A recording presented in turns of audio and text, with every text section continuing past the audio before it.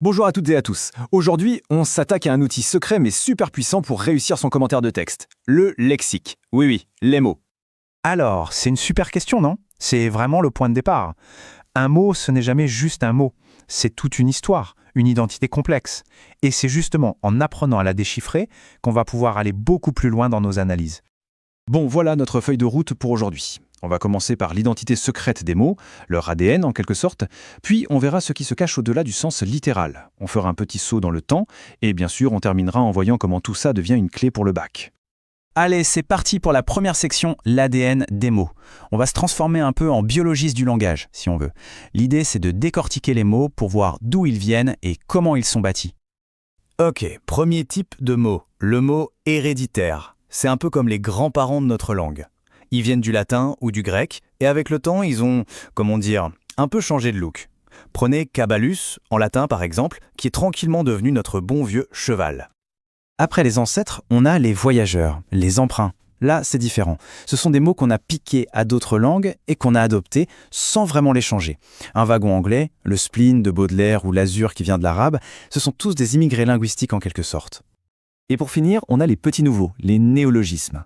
Eux, ils débarquent pour répondre à un besoin. Il se passe quelque chose de nouveau, il faut bien lui donner un nom, non? L'exemple parfait, c'est déconfinement. Personne n'utilisait ce mot avant 2020. Et pouf, il est entré dans le langage courant. Maintenant, les familles de mots. C'est assez simple, c'est comme une vraie famille. Ils ont un air de ressemblance parce qu'ils partagent une racine commune, un radical. Regardez terre, ça nous donne terre, terroir, atterrir. Logique. Mais attention au piège, il y a des faux amis. Terre et terreur se ressemblent, d'accord, mais ils n'ont rien à voir. Ce n'est pas la même famille du tout. Alors, comment on fabrique les mots? Concrètement, c'est un peu comme un jeu de Lego. Soit on a une brique toute seule, c'est le mot simple comme « mère », soit on prend cette brique et on lui ajoute des petits bouts avant ou après, un préfixe ou un suffixe, et ça donne un mot dérivé, comme « recommencer ». Ou alors, on assemble carrément plusieurs grosses briques ensemble et on obtient un mot composé comme « brise-glace ». Bon, maintenant qu'on a vu la mécanique, l'architecture des mots, on passe à ce qui est vraiment intéressant, leur sens. Et là, il faut imaginer un mot comme un oignon. Il y a la première couche, évidente, et puis plein d'autres couches cachées en dessous. C'est ça qu'on va explorer. Voici les deux premières couches. D'un côté, la dénotation. C'est le sens objectif, froid, celui du dictionnaire. Voiture, un moyen de transport, point. De l'autre côté, la connotation. Là, c'est tout ce que le mot révèle en nous. Les images, les émotions. Pour certains, voiture évoque la liberté, les road trips. Pour d'autres, la pollution et les bouchons. On voit bien la différence. Ça ressemble un peu à ce qu'on vient de voir, mais avec une autre nuance. Le sens propre, c'est le sens premier, le sens concret. Le cœur, c'est l'organe qui bat dans notre poitrine. Simple. Mais le sens figuré, c'est quand on utilise ce mot de façon imagée. Avoir du cœur, c'est être généreux. Le cœur d'un problème, c'est son centre. C'est là que la langue devient poétique, créative. Et justement, quand un mot se balade comme ça entre plusieurs significations, on dit qu'il est polysémique. C'est le cas du mot opéra, ça peut être le bâtiment, le spectacle qu'on y joue, et même une pâtisserie. Cette polysémie, c'est une mine d'or pour l'analyse littéraire. Ça crée des ambiguïtés, des doubles sens. Alors là, on a une sorte de fiche mémo, une boîte à outils indispensable. Les synonymes et les antonymes, ça permet de varier son vocabulaire et d'éviter les répétitions dans un commentaire.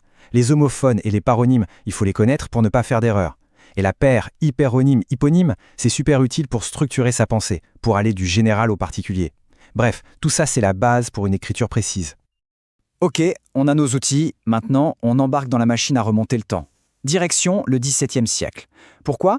Parce que pour comprendre les textes de Molière ou de La Fontaine, il faut absolument savoir que les mots, ils n'avaient pas toujours le même sens qu'aujourd'hui. Et là, c'est le festival des faux amis. Prenez le mot aimable, aujourd'hui ça veut dire gentil. Au XVIIe, ça voulait dire digne d'être aimé. Ce n'est pas tout à fait pareil. Superbe, ce n'était pas un compliment, c'était un défaut, ça voulait dire orgueilleux. Et la générosité, ce n'était pas donner de l'argent, c'était la noblesse de l'âme. Il faut vraiment faire attention à ça pour ne pas faire de contresens. Pareil pour les émotions. Quand un personnage disait qu'il était étonné, il ne fallait pas imaginer une simple surprise. Non, il était littéralement foudroyé et bouleversé. L'ennui, ce n'était pas s'ennuyer sur son canapé, c'était un tourment profond. Et le mot commerce, ça n'avait rien à voir avec les magasins, ça désignait simplement les relations sociales. Fascinant, non? Bon, après tout ce voyage, la question c'est à quoi ça sert pour le bac? Comment on transforme toute cette connaissance en points le jour J? C'est ce qu'on va voir maintenant. En fait, si on résume, on a vu que les mots ont une histoire, une construction, et que leur sens bouge tout le temps. Il y a toujours plusieurs niveaux de lecture, ce qui est dit et ce qui est suggéré. Comprendre tout ça, c'est ça qui permet de passer d'une lecture de surface à une analyse vraiment profonde et précise. Et connaître le sens des mots à différentes époques, ça évite de tomber dans le piège du contresens total sur un texte classique. Finalement, le lexique, ce n'est pas une simple liste de vocabulaire à mémoriser. C'est bien plus que ça. C'est la clé qui ouvre la porte sur la véritable richesse d'un texte. Donc le but n'est pas d'apprendre le dictionnaire par cœur, mais d'être curieux, de se poser des questions, de jouer au détective avec les mots. C'est cette démarche qui fera toute la différence.